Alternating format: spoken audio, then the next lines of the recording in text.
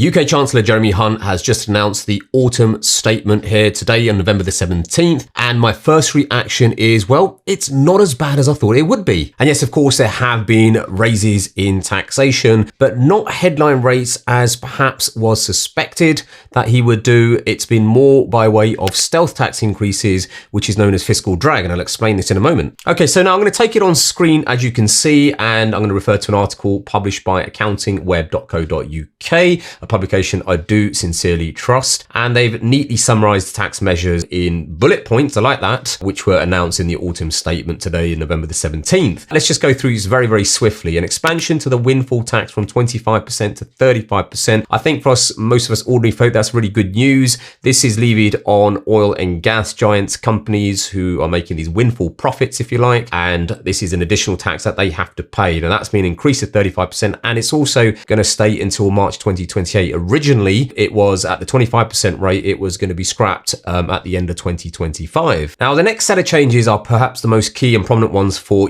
ordinary individuals like ourselves. And that is, of course, the freezing personal allowance thresholds, or the freezing of the personal allowance thresholds, now until April 2028. Now, this is nothing new because the personal allowance thresholds were already frozen until 2026. It's now just being extended by a couple of years. And this particular snippet that was published by the BBC.co.uk, I think is really good. It highlights in England, Wales and Northern Ireland the changes from April 2023, what it means in terms of the freezes to the personal threshold. So your first £12,570 earned is still going to be the case, but frozen until 2028. That's your 0% rate. Your basic rate threshold you can see there. So you can earn up to another 37,700, which is the difference between 50,270 and your personal allowance. That's now also frozen until 2028, and that will be taxed at 20%. And then the higher rate between 50 to 150 there at 40%. And the big one is the cut in the threshold for the additional rate payers. So originally it was £150,000.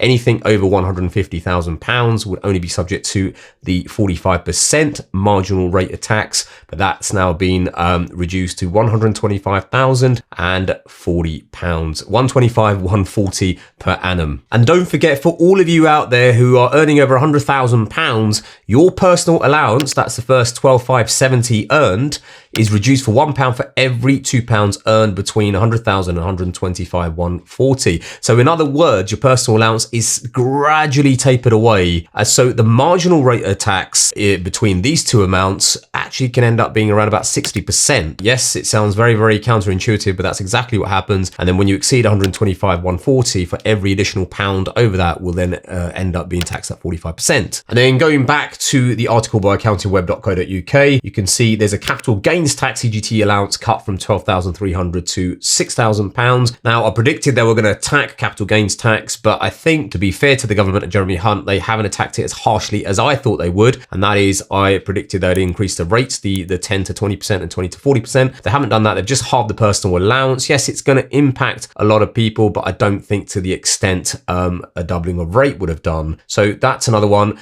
Then freeze the inheritance tax nil rate bands until 27-28. So the inheritance tax nil rate band is currently £325,000 per individual. If you're a married couple, you can double that. Basically, you can transfer upon death, of course, you can transfer your nil rate band to your spouse, so they get it, it's doubled for them. But again, it's this freezing, it's this whole stealth tax thing, it's a fiscal drag. What they're doing effectively by freezing all these thresholds is, as inflation hits us all and there's an increase in income or wages or profits, etc., it's dragging us all into more of the higher rates, or at least a proportion of our profits and our earnings into the higher rates. And that's how they're generating this, or will be generating this additional tax revenue. Next up is the dividend allowance will be cut to £1,000. That's currently £2,000. So for your first £2,000 of dividends in a year, this is mind, it's completely tax free. I don't think that's going to hurt too many of us too badly. And then the freeze in employers NI threshold until April 2028. Here we go again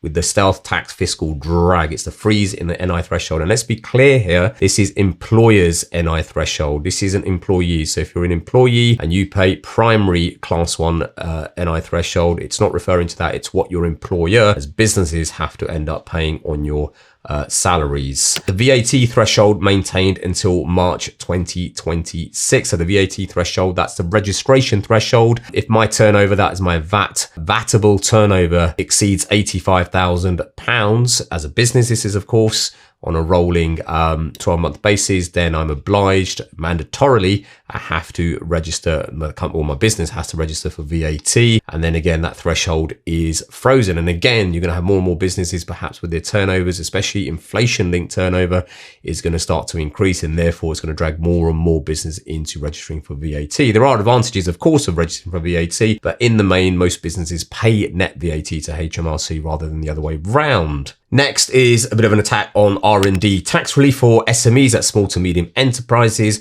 has been cut to 86% of the credit rate to 10%. So just to put that into perspective, the current rate, the 86%, the current rate is 130%. So you get 100% of your expenses plus 130% on top. 130% has now just been cut to 86%. And the credit rate is currently 14.5%. That's if you're making losses on R&D expenditure. And that's now gone down to 10%. So just to wrap up here, the tax rises are calculated. The estimate is that they will raise around about 24 billion, while the Chancellor also delivered around 30 billion of spending cuts. And if you recall in one of my previous videos, it was around 50 to 55 billion pounds, which was the fiscal black hole that needs to be plugged in. It seems as though that's how they're going to do it. But where I want to wrap up and conclude this particular video is on this particular statement that Jeremy Hunt made. And that is he wants to crack down on tax avoidance and evasion and to raise an additional 2.8 billion by 27-28 as a result of this crackdown. And to do this, he's allocating another 79 million pounds over the next 5 years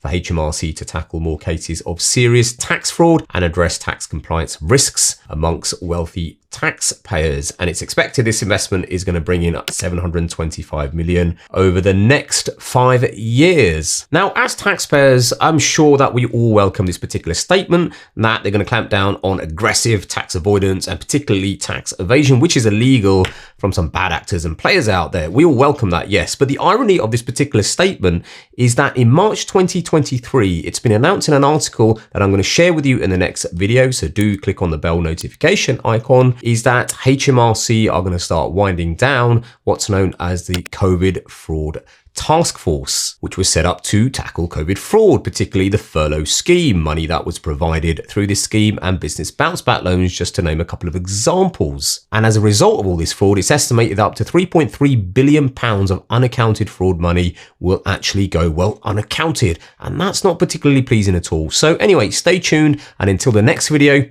keep well.